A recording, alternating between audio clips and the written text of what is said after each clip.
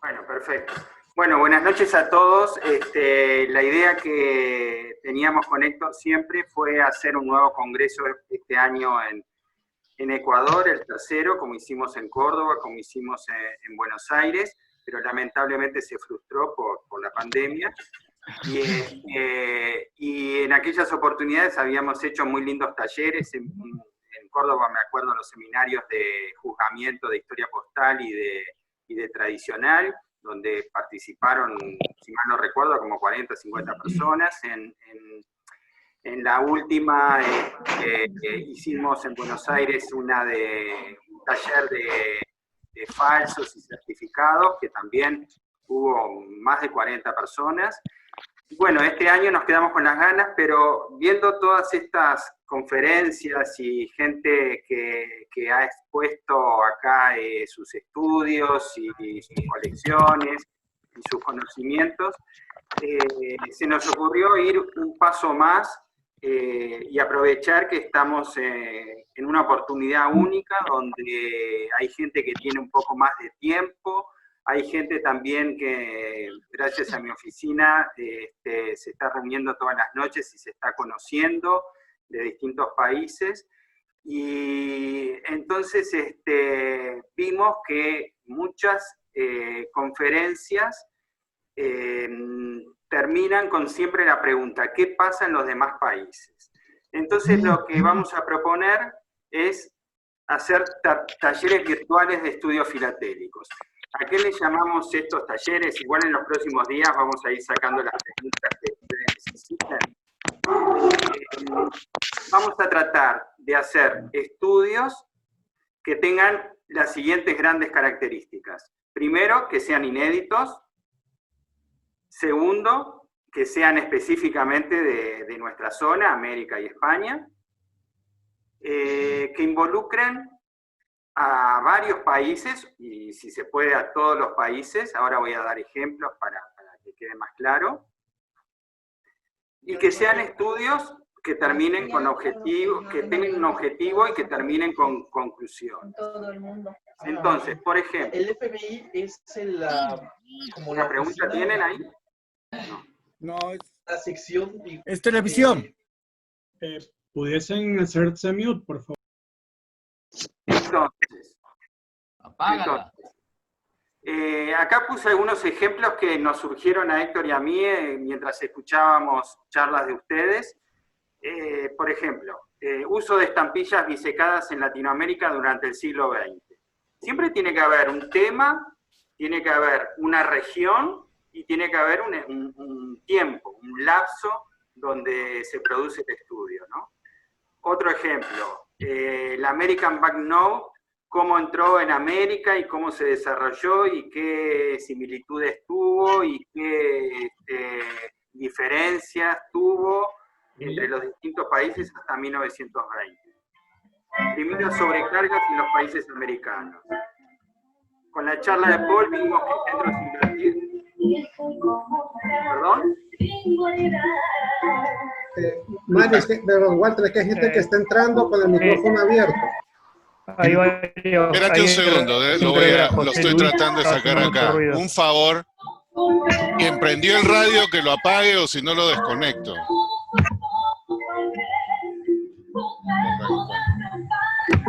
Ok, gracias. Por ejemplo, con la charla de Paul vimos que errores se repetían en varios países. Bueno, de repente podemos estudiar qué similitudes tenían, de qué impresoras venían, en qué fechas se dieron, y posiblemente lleguemos a lindas conclusiones. Ni que hablar con las emisiones CIBEC, que todos siempre se preguntaban qué pasaba en un país, qué pasaba en otro, qué pasa en los países de CIBEC. Otros ejemplos, estampillas para la correspondencia de impresos en Latinoamérica del siglo XX.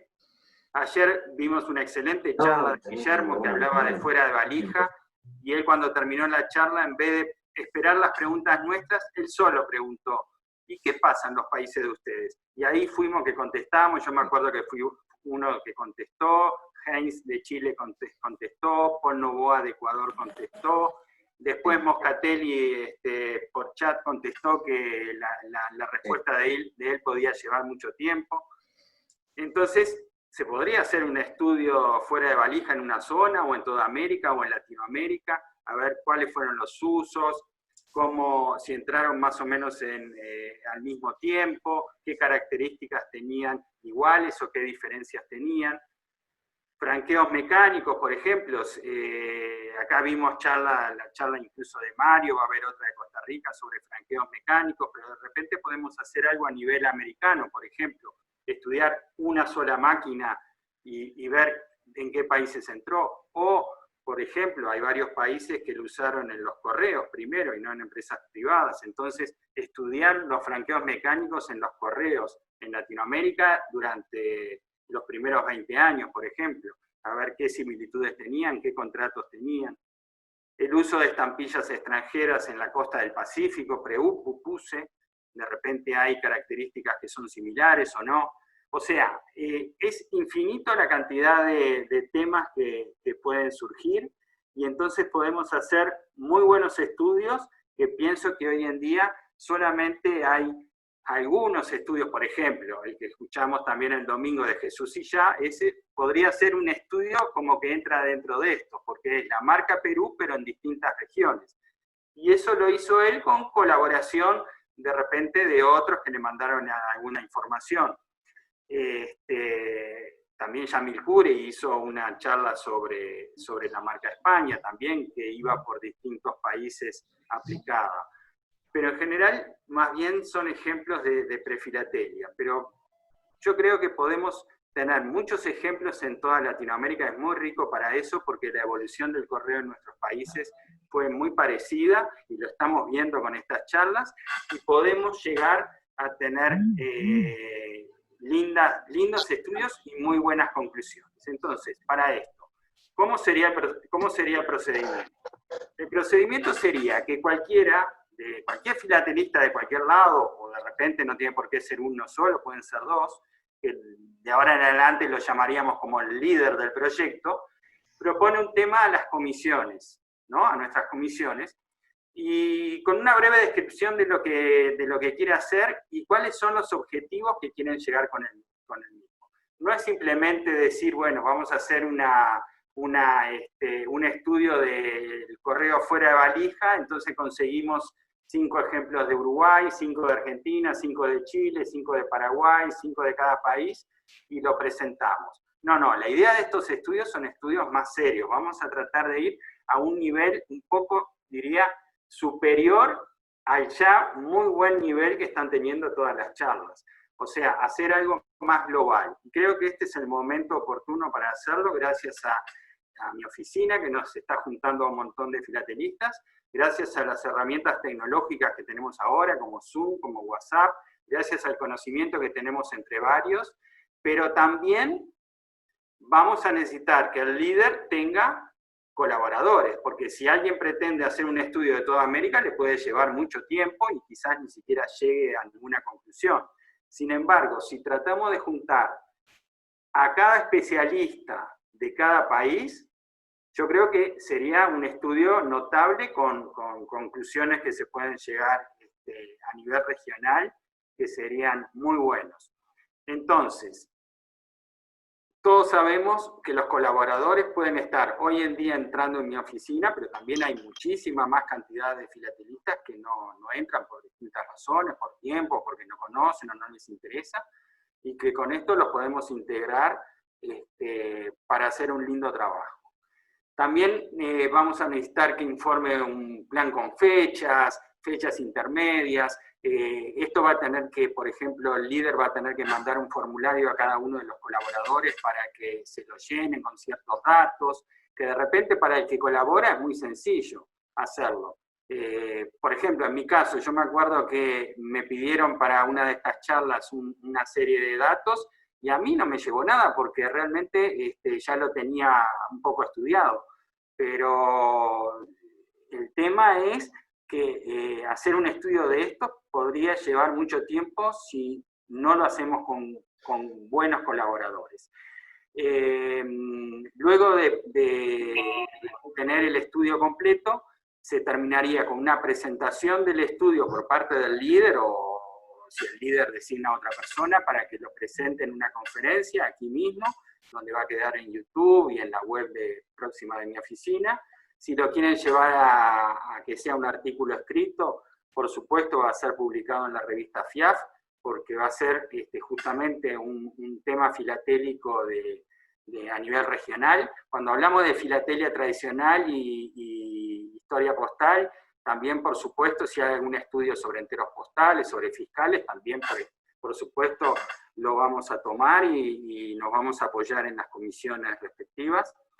Y después, posiblemente, yo ya me voy un poquito más para adelante, ¿quién no dice que algún estudio de esto regional no termine en alguna nueva colección? De repente alguien se entusiasme leyendo, por ejemplo, un tema, por ejemplo, el correo de la correspondencia muerta en América del Sur, y termine con esos estudios haciendo una linda colección con una historia detrás, que puede ser una colección de historia postal, o por ejemplo en el tema cuando puse el American Banknote, alguien que ponga, que haga una colección sobre el American Banknote, pero no a nivel de cada país, sino a nivel regional, contando una historia y viendo qué similitudes y si se repetían los errores, si no se repetían, si el papel se repetía, si la filigrana se repetía, si no se repetía, si el marco de la estampilla se repetía o no se repetía, y puede terminar en una gran colección a nivel internacional. Entonces, también uno puede pensar, bueno, pero ¿para qué necesitamos a las comisiones, ¿no? Atrás de todo esto? Porque perfectamente cualquiera de nosotros podría tomar un tema, se comunica con sus amigos de otros países y hace el artículo. Bueno, yo creo que el apoyo de las comisiones puede venir por varios lados. Primero, podría pasar que el líder lo haga solo, sin ningún problema, llegue hasta el final sin ninguna ayuda de la comisión. Pero podría pasar que no llegue a contactarse con los colaboradores que realmente servirían para el tema. Ahí entraría de repente las comisiones tratando de buscar al mejor colaborador, si es que en algún país él mismo no lo encuentra. También, al principio, podría ver si realmente es un tema inédito o no, ayudar o sugerir conclusiones a las cuales habría que llegar. También podría llegar a tener que cambiar algunos colaboradores, por ejemplo, se le pide una información a una persona y de repente por un país se está atrasando el proyecto. Entonces, ahí podría intervenir una comisión y no crear rispideces que pueden pasar en cualquier equipo de trabajo, lo conocemos, que siempre puede haber un problema en un equipo de trabajo, y en esto también podría llegar a ver. Entonces, estando la comisión atrás, yo creo que sería un poco más fácil. También podría pasar al revés, que el líder empiece un proyecto y de repente pasa un mes o 2 meses, y por cualquier razón no lo quiere seguir, o porque simplemente se aburrió, o le sucedió algún problema, o tuvo que empezar a trabajar y no tiene el tiempo, y entonces no lo quiere seguir. Entonces eso sería más fácil que la comisión pueda cambiar el líder, porque como va a estar en contacto con los colaboradores y con el líder, entonces rápidamente lo puede tomar otro el tema.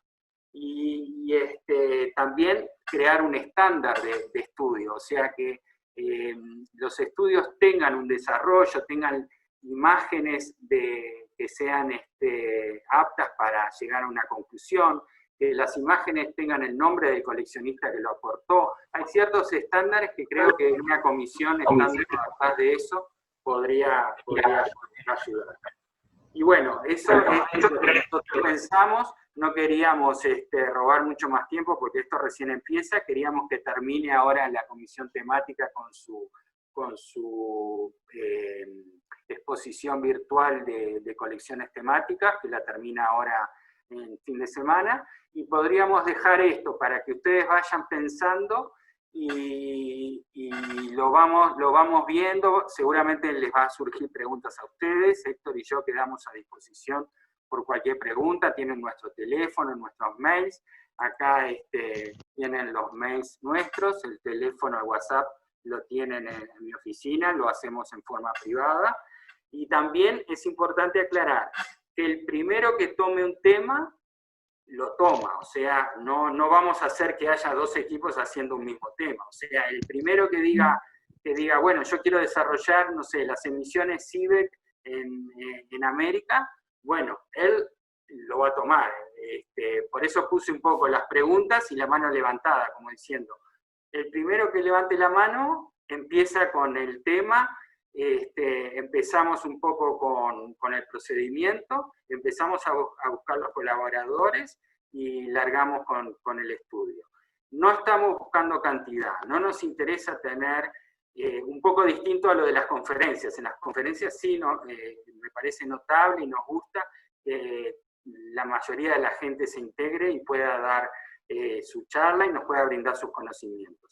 En esto tratamos de ir un nivel un poquito más arriba, y no nos va a importar la cantidad, sino que realmente esto termine en un lindo estudio para un artículo, o quién sabe si no terminaría en un libro, porque a veces cuando uno se pone a estudiar y dice voy a buscar a ver tales, con un objetivo, y voy a buscar tales conclusiones, en el medio se puede encontrar con que puede encontrar otras conclusiones del mismo tema, y se puede prolongar el proyecto. Por eso no vamos a poner límites tampoco, simplemente va a ser una coordinación, el tema de las fechas, entre el líder del estudio y las comisiones, para que todos puedan trabajar y llegar a estudios que sean realmente, que se puedan publicar y que la gente a nivel mundial pueda tomar en ellos